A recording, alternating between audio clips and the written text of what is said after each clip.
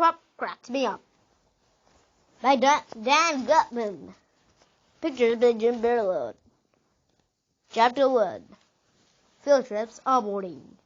My name is H.A. and I hate school. It was Monday, the worst day of the week.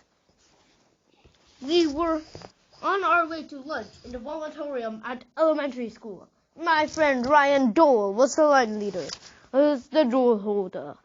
All the guys were talking about the big football game that was on TV over the weekend. All the girls were gabbing about some girly stuff like what color shoes they have. Enough chit-chat, said Archie to Miss Daisy. Mrs. Daisy. Mrs. Daisy used to be Miss Daisy, but she went off and got married to our reading specialist, Mr. Wacky. Now we call her Mrs. Mackey. Daisy. I got some great news, she told us. Next week our class is going on a field trip. Yay, yelled all the girls. Boo, yelled all the boys. I remember the last time we went on a field trip. It was totally lame. Do you know why? We went on a field trip to a field. How lame is that? We had to look at disgusting bugs. Our science teacher, Mr. Docker, even weighed one of them. But then Mr. Docker is off his rocker. We should go on a field trip to an amusement park or a video card. That would be cool. I love field trips, said this annoying girl with curly brown hair named Andrea, who loves everything teachers love.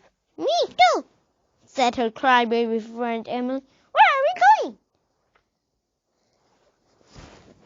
We're going to visit a natural history museum, Miss Daisy said, all excited. What? A natural history museum?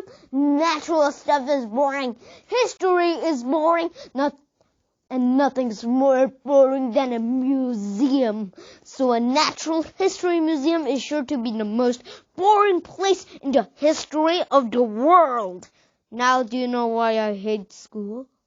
Chapter 2. Real people. I grabbed a lunch table in the vomitorium with the guys. Andrea and some other girls sat at the table.